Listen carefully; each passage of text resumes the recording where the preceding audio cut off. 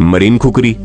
दोस्तों, खुकरी के ब्लेड के 3 भाग होते हैं। सबसे ऊपर वाले भाग को जानवरों के चमड़े को निकालने के लिए और लड़ाई के वक्त दुश्मन को घुसाने के लिए इस्तेमाल होता है, जबकि बीच वाला हिस्सा चॉप करने के काम आता है। इसी वजह से खुकरी का ये बीच वाला जो हिस्सा है, एक झटके में ही दुश्मन के सिर को धड़ से अलग कर सकता है।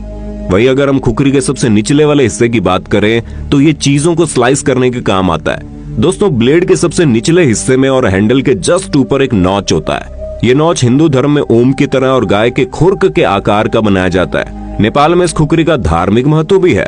वैसे इसका एक और महत्व भी है, वो ये कि जब लड़ाई के दौरान दुश्मन का खून खुकरी में लग जाता है तो इसी नॉच के कारण वो जमीन पर गिर जाता है और गोरखा सैनिकों के हाथ में नहीं लग पाता।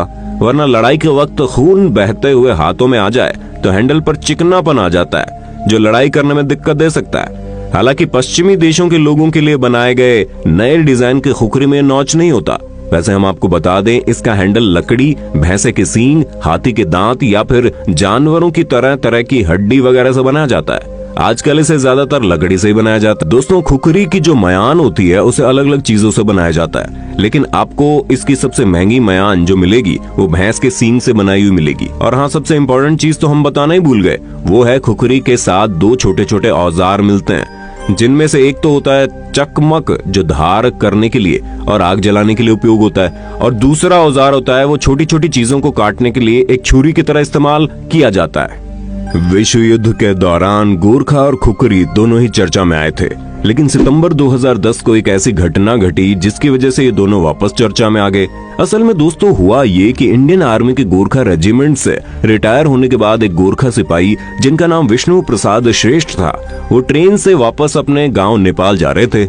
लेकिन अचानक अंधेरी रात को मौर्य एक्सप्रेस नामक वो ट्रेन वेस्ट बंगाल के चितरंजन इलाके के घने जंगलों में रुक गई और देखते देखते 40 लुटेरे तलवार, चाकू और बंदूकों के साथ ट्रेन के अंदर घुसकर और सारे यात्रियों के पैसे, जेवरात और लैपटॉप को लूटने लगे। जाहिर सी बात है, लुटेरे ज्यादा थे, इसलिए विष्णु श्रेष्ठ लड़ाई नहीं चाहते थे और अपने पैसे भी लुटेरों को देने के लिए तैयार थे। लेकिन हद तो तब हो गई जब विष्णु के पास वाली सीट पर बैठी एक 18 साल की लड़की के साथ उसके माता पिता के सामने लुटेरों ने सामूहिक बलात्कार करने की कोशिश की।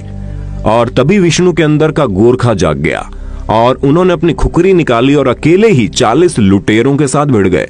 तब उन्होंने अपनी खुकरी से हमला करना शुरू किया तो 3 लुटेरे वहीं पर ढेर हो गए और 8 जख्मी हो गए। बाकी के लुटेरे शेर की तरह एक इंसान को लड़ते हुए देख वहां से भाग निकले। और जब ये इंसिडेंट हुआ उसके बाद से गोरखा और उसकी खुकरी दोबारा से अपने साहस और बल की वजह से जानी जाने लगी। तो दोस्तों, उम्मीद है आपको गोरखा और उनकी खुकरी के बारे में जानकर काफी इंटरेस्टिंग मजा आया होगा।